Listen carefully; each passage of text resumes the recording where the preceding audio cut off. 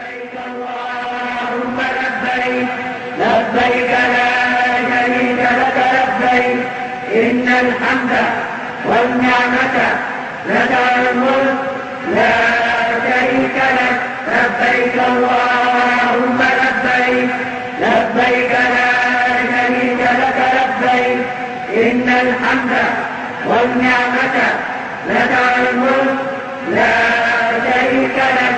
Tata cara umrah sesuai sunnah Nabi Sallallahu Alaihi Wasallam. Allah Subhanahu Wa Taala berfirman di dalam Al-Quran surat Al-Baqarah ayat 196, wa atimmul hajja wal umrata lillah. Kata Allah, dan sempurnakanlah haji dan umrah untuk Allah Subhanahu wa Ta'ala. Ayat ini merupakan perintah dari Allah Subhanahu wa Ta'ala agar kita kaum muslimin yang diberikan kemampuan secara fisik, yang diberikan kemampuan secara finansial oleh Allah Subhanahu wa Ta'ala untuk menunaikan suatu ibadah yang merupakan bagian daripada kewajiban kita sebagai seorang muslim, yaitu melaksanakan umrah dan juga melaksanakan ibadah haji. Rasulullah Shallallahu Alaihi Wasallam menyabdakan, kalaulah datang bulan Ramadan, maka berumrahlah engkau, karena sesungguhnya umrah yang dilakukan di bulan Ramadan itu sama dengan haji bersama aku. Bersama siapa? Bersama Rasulullah Sallallahu Alaihi Wasallam. Masya Allah, ini sungguh keistimewaan yang luar biasa, di mana kita pengikut Nabi Muhammad Sallallahu Alaihi Wasallam yang tidak diberikan kesempatan oleh Allah Subhanahu Wa Taala untuk langsung bertemu dengan Rasulullah Sallallahu Alaihi Wasallam, apalagi melaksanakan ibadah haji secara langsung. Orang-orang yang hidup sezaman dengan Rasulullah Sallallahu Alaihi Wasallam, sahabat sekalipun, tidak sedikit di antara mereka, di antara para sahabat Rasulullah SAW, yang berkesempatan untuk melaksanakan ibadah haji berbarengan dengan Rasulullah SAW, satu rombongan dengan Rasulullah SAW. Tetapi Allah Subhanahu Wa Taala Maha Karim, Maha Rahmat, Maha Penyayang, Maha Mulia, Maha berkasih sayang kepada kita sebagai umatnya, sebagai hambanya. Walaupun kesempatan itu tidak dilakukan atau tidak didapatkan oleh kita sebagai umatnya yang hidup di akhir zaman, yang tidak lagi sezaman dengan beliau, yang tidak lagi hidup berdampingan bersama dengan Rasulullah SAW, tetapi kesempatan ibadah, kesempatan mendapatkan pahala seperti yang akan didapat oleh orang-orang yang sezaman dengan beliau tidak tertutup dengan kematian Nabi kita Muhammad Sallallahu Alaihi Wasallam. Maka melalui lisan Rasulnya, Allah Subhanahu Wa Taala menyampaikan kepada kita, kata Rasulullah SAW, fa inna umratan fihi fi Ramadan, sesungguhnya ibadah umrah yang dilakukan pada bulan Ramadan ta'dulu hajjatan ma'i, maka itu serupa, maka itu sama, maka itu semisal dengan ibadah umrah yang dilakukan di bulan Ramadan, sama dengan ibadah haji bersama Rasulullah SAW.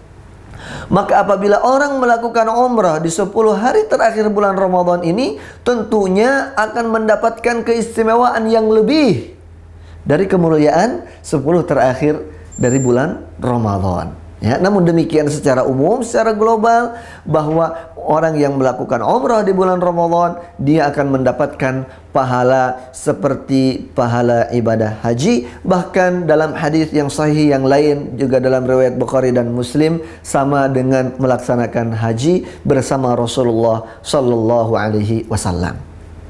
Umrah merupakan ibadah yang agung di sisi Allah Subhanahu wa Ta'ala, sebagaimana firman Allah Subhanahu wa Ta'ala, wa atimmul hajja wal umrata lillah, dan sempurnakanlah haji dan umrah untuk Allah.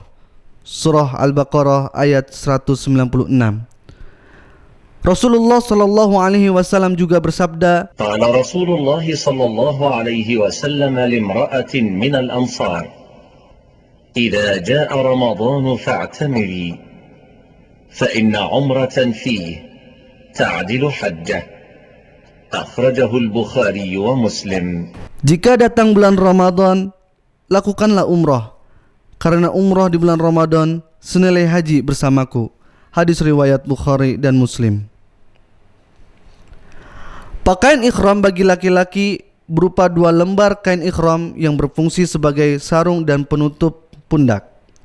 Adapun wanita, ia memakai pakaian yang telah disyariatkan yang menutupi seluruh tubuhnya, namun tidak dibenarkan memakai cadar atau niqab, dan tidak dibolehkan memakai sarung tangan. Adapun tata cara umrah sebagai berikut.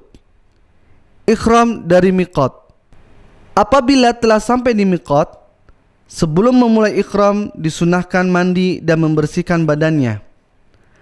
Bagi laki-laki disunahkan memakai wewangian, namun bagi wanita tidak diperbolehkan memakainya. Kemudian berniat di dalam hati untuk melaksanakan ibadah umrah dengan mengucapkan Allahumma labaika umratan.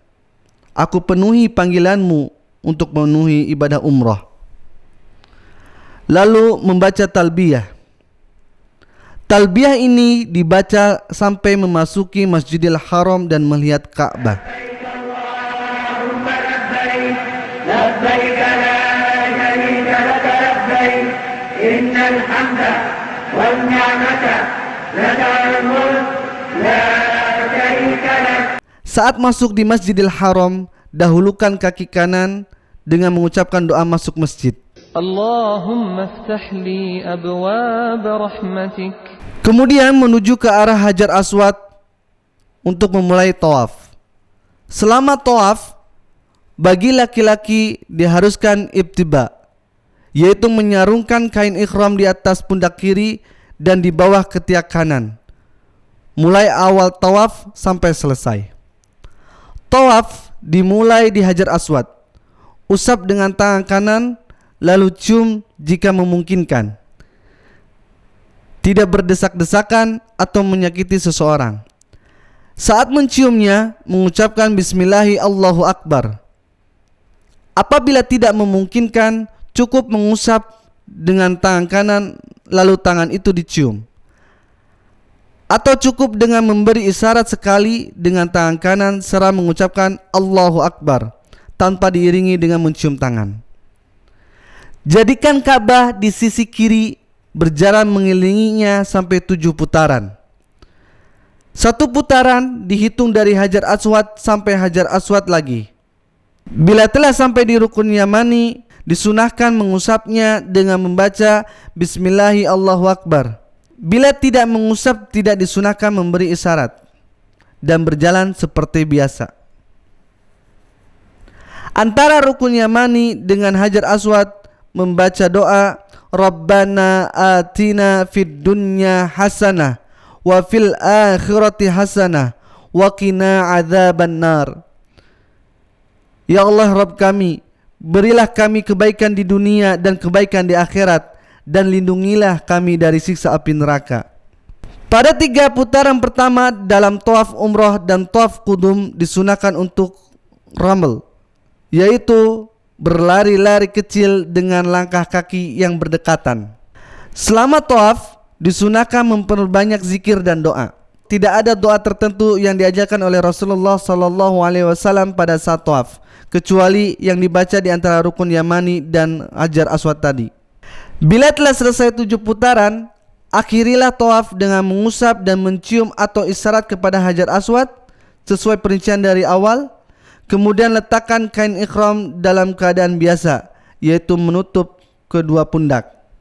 Lalu menuju ke Maqam Ibrahim dengan membaca Wattakhidhu min maqami Ibrahim musalla, dan jadikanlah sebahagian maqam Ibrahim tempat solat.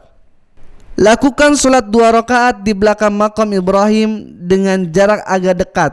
Bila tidak memungkinkan, agak ke belakang. Bila tidak memungkinkan, bisa solat di daerah manapun selama di dalam Masjidil Haram.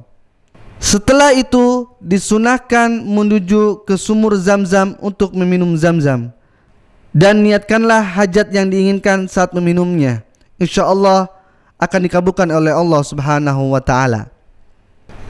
Kemudian berjalan ke Bukit Safa untuk melakukan sa'i.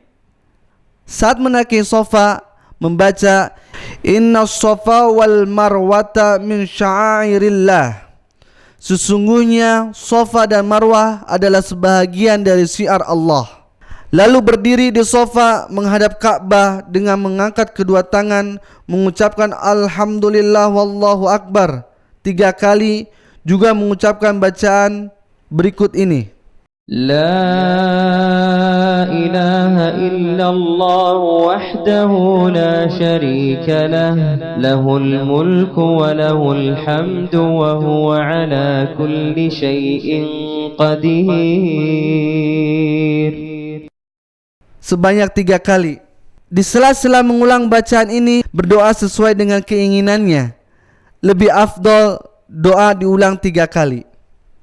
Setelah itu turun dari Bukit Safa menuju Bukit Marwah seraya mengucapkan Abda'u bima bada'allahu bih.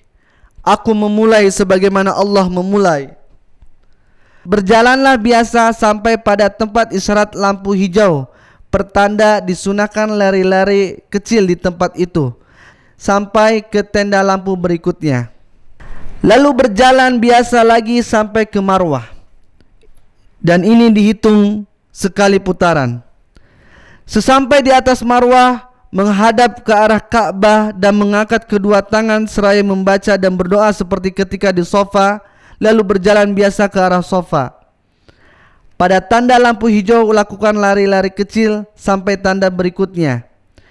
Bila sampai di Safa lagi, berarti telah mendapatkan 2 putaran. Seperti ini dilakukan 7 kali dan akan berakhir di Marwah. Selama sa'i diperbolehkan membaca Al-Quran, berzikir atau berdoa apa yang mudah baginya, karena tidak ada bacaan tertentu untuk setiap putaran dalam sa'i. Setelah sa'i, maka selanjutnya yaitu tahalul dengan mencukur rambut, baik mencukur pendek maupun mencukur gundul. Akan tetapi mencukur gundul lebih utama karena Rasulullah SAW mendoakan rahmat bagi yang mencukur gundul 3 kali, sedangkan bagi yang mencukur pendek hanya sekali. Dengan ini telah selesai amalan umroh dan tidak diharamkan lagi larangan-larangan ikhram. Adapun larangan-larangan ikhram yaitu mengambil rambut, memotong kuku, memakai wewangian, berburu binatang darat, memakai baju berjahit khusus laki-laki, menutup kepala dengan penutup yang menempel ke kulit khusus laki-laki, menutup muka bagi wanita kecuali bila di depan lelaki yang bukan mahram tetap menutup muka, mengeluarkan air mani, melakukan akad nikah, bersetubuh dan memandang atau menyentuh lain jenis dengan syahwat, bertengkar, melakukan kemaksiatan secara umum. Syarat-syarat dan ketentuan peserta umroh: memiliki paspor dengan nama 3 suku kata, 4 lembar pas foto ukuran 4x6 fokus wajah 80% background putih, memiliki buku nikah jika sudah menikah, akte kelahiran jika anak di bawah umur 16 tahun, memiliki buku kuning, sudah mengikuti suntik meningitis. Demikianlah penjelasan singkat tata cara umroh sesuai sunnah Nabi SAW. Wallahu ta'ala a'lam. لبيك لا شريك لك لبيك إن الحمد والنعمة لك الملك لا شريك لك لبيك اللهم لبيك لبيك لا شريك لك لبيك إن الحمد والنعمة لك الملك لا